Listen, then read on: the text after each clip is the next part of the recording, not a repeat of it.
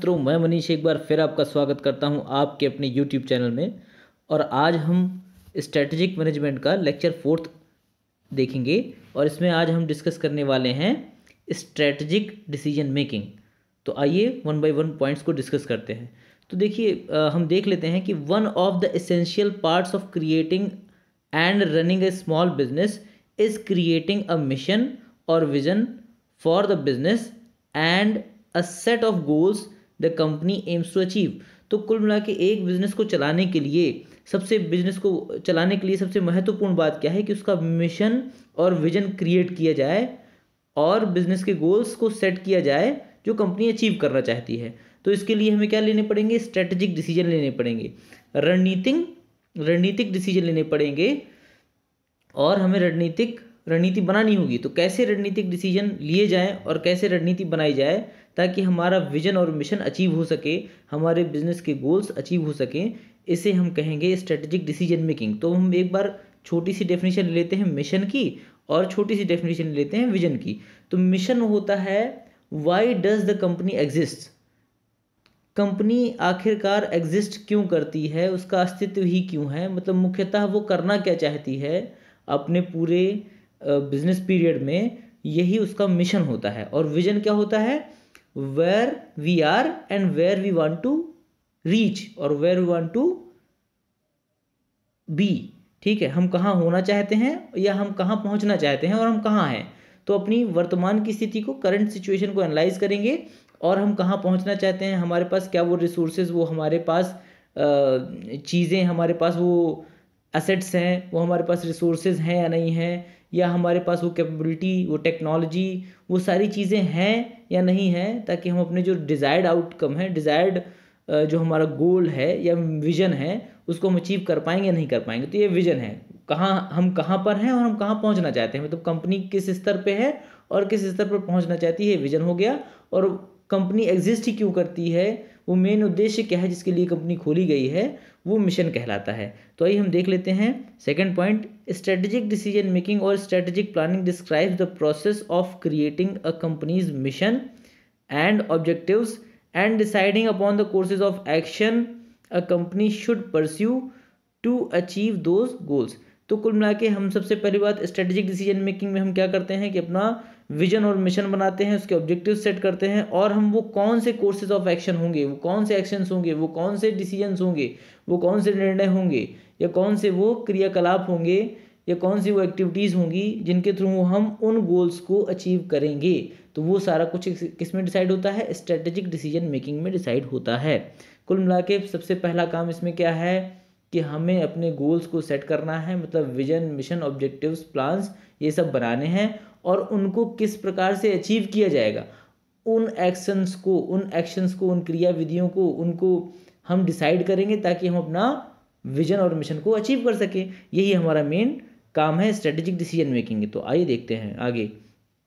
Strategic decision making की कुछ basics हैं, वो हम देख लेते हैं। Strategic decision making is an ongoing process that involves creating strategies to achieve goals and altering strategies based on observed outcomes। तो स्ट्रेटेजिक डिसीजन मेकिंग में हम बेसिकली क्या करते हैं कि ऑनगोइंग प्रोसेस है, लगातार चलने वाला प्रोसेस है। इसमें हम क्या करते हैं कि हम अपने गोल्स को अचीव करने के लिए स्ट्रेटजीज बनाते हैं, हम अपने उद्देश्यों को पूरा करने के लिए स्ट्रेटजीज बनाते हैं और उन स्ट्रेटजीज़ को हमारे आउटकम्स के हिसाब से, जो हमारे स्ट्रेटजीज़ को पहले हम बनाएंगे, फॉर्मुलेट करेंगे, फिर उनको हम इम्प्लीमेंट करेंगे और इम्प्लीमेंट करने के बाद हमारे कुछ ना कुछ आउटकम्स आएंगे। तो अगर फेवरेबल आउटकम्स आते हैं तो हम उस स्ट्रेटजी को कंटिन्यू कर सकते हैं, और अगर हमारे डिज़ायर्ड आउटकम नहीं आते हैं, जो हम रिजल्ट चाहते हैं, जो हमारे परिणाम चाहते हैं, अगर वो परिणाम नहीं आता है तो हम उसमें कुछ ऑल्टरेशन करेंगे। जिस भी पॉइंट में हमारी कमी आ रही है, मान लीजिए कि हमारी प्लानिंग ही गड़बड़ है तो हम प्लानिंग को चेंज करेंगे। अगर हम देख रहे हैं कि हमारे रिसोर्सेज कम पड़ रहे हैं तो हम रिसोर्सेज अरेंज करेंगे। अगर हमारा टाइमिंग का गड़बड़ आ रही है कि जिस टाइम पे हमें वो प्लान इंप्लीमेंट करना चाहिए था वो टाइमिंग गड़बड़ है तो हम टाइमिंग को ठीक करेंगे। हमारी टेक्नोलॉजी कम है तो हम टेक्नोलॉजी को और बढ़ाएंगे, अपनी इन्हांस करेंगे। तो ये सारी चीज़ें जो भी बीच में, सबसे पहले हम क्या करेंगे, स्ट्रेटजीज़ बनाएंगे ताकि हम अपने गोल्स को अचीव कर सकें, स्ट्रेटजीज़ को इम्प्लीमेंट करेंगे और अगर हमारे आउटकम से फेवरेबल आते हैं तो हम स्ट्रेटजी को कंटिन्यू करेंगे, और अगर हमारे आउटकम्स फेवरेबल नहीं आते हैं या कह सकते हैं कि अनफेवरेबल आते हैं तो हम क्या करेंगे, अपने आउटकम्स को क्या करेंगे, हम उनके आधार पर, उस रिजल्ट के आधार पर हम अपने जो स्ट्रेटजी है उसको ऑल्टरेशन करेंगे, कुछ उसमें चेंजेस लाएंगे। तो ये कहलाएगा स्ट्रेटजिक डिसीजन मेकिंग। आइए नेक्स्ट देख लेते हैं।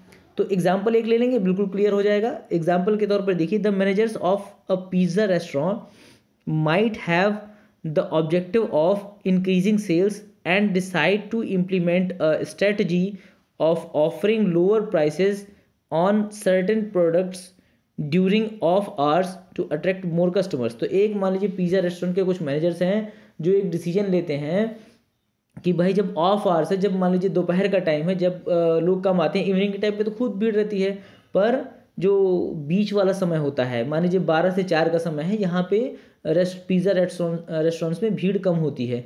तो कैसे कस्टमर्स को बुलाया जाए, तो उन्होंने सोचा कि कुछ पिज़्ज़ा के मान लीजिए प्रोडक्ट्स हैं, मान लीजिए कि कुछ वेरिएंट्स हैं पिज़्ज़ा के, जो 1 2 3 4 वेरिएंट्स हैं, मान लीजिए 10 वेरिएंट्स हैं, तो उसमें 2-3 वेरिएंट्स में जिनमें कंपनी को ज़्यादा घाटा नहीं है, उस रेस्टोरेंट को ज़्यादा घाटा नहीं है, तो उसमें उसने क्या किया, कुछ छूट दे दी, ठीक है, कुछ प्राइस में कमी कर दी, ताकि और ज़्यादा कस्टमर्स आए। मान लीजिए स्टूडेंट्स हैं, पढ़ रहे हैं, उनको अट्रैक्शन होगा कि भाई चलो सस्ता पिज़्ज़ा मिल रहा है इस टाइम पे, फ्री बैठे हैं, चलो पिज़्ज़ा खा के आते हैं। तो ये करने के लिए उन्होंने क्या किया, जो ऑफ आवर्स थे जहाँ पे भीड़ कम रहती थी, उसको फुल करने के लिए उन्होंने कुछ वेरिएंट्स में प्राइस को कम कर दिया। तो अब वो देखेंगे ताकि कस्टमर्स और आएँ और अट्रैक्ट हों। अब वो 1 मंथ बाद, अब देख नेक्स्ट पॉइंट देख लेते हैं। After a month of pursuing the new strategy, managers can look at sales data for the month and evaluate whether the strategy resulted in increasing sales and then choose to keep the new price scheme or alter their strategy. तो ये अब decide करेंगे भाई कि जो हमने strategy implement की थी, क्या उससे रियल में सेल्स बढ़ी हमारी। अगर हमारा सेल्स वॉल्यूम बढ़ रहा है और वास्तव में कस्टमर्स अट्रैक्ट हुए हैं, तो ये बड़े अच्छा बेनिफिट है, स्ट्रेटजी बहुत अच्छी है, तो उसको हम कंटिन्यू करेंगे, मैनेजर्स कंटिन्यू करेंगे। और अगर नहीं बढ़े हैं, कुछ खास फ़र्क नहीं है, हमारा प्राइस भी घट गया और प्रॉफिट को मार्जिन भी घट गया, और उसके बाद में भी कस्टमर अट्रैक्ट नहीं हो रहे हैं, भीड़ नहीं बढ़ रही है, लोग नहीं आ रहे हैं, तो स्ट्रेटजी हमारी फेल हो गई है। तो इस प्रकार से हम क्या करेंगे, उस स्ट्रेटजी को डिसकंटिन्यू करेंगे। और अगर हमारा फेवरेबल रिजल्ट्स आते हैं, मतलब कि जो हमने सोचा था कि भाई कस्टमर्स की क्या हो, संख्या बढ़ जाए ऑफ आवर्स में, जब हमारा रेस्टोरेंट कम चल रहा है, भाई हमारा इनपुट तो लग ही रहा है, स्टाफ तो बैठा ही हुआ है, सारा हमारा मटेरियल बना रखा है, अगर वो नहीं बिक रहा है और बिकने लगे, तो कुछ मार्जिन, अगर प्रॉफिट मार्जिन कम भी मिलेगा तो क्या होगा, रेस्टोरेंट को फ़ायदा ही होगा। तो ये चीज़ होगी स्ट्रेटेजिक डिसीजन मेकिंग के अंदर, मतलब कि जो हमारे आउटकम्स आएंगे उस हिसाब से हम अपना क्या करेंगे, डिसीजन बदलते रहेंगे, स्ट्रेटजीज़ को ऑल्टर करते रहेंगे, चेंज करते रहेंगे। यही है आपका strategic decision making. I hope ये आपको समझ में आ गया होगा। और अगर मेरे वीडियोज़ अच्छे लगते हैं तो प्लीज़ वीडियोज़ को लाइक करिए, चैनल को सब्सक्राइब करिए और वीडियो को शेयर भी करिए। थैंक यू सो मच, फिर मिलते हैं।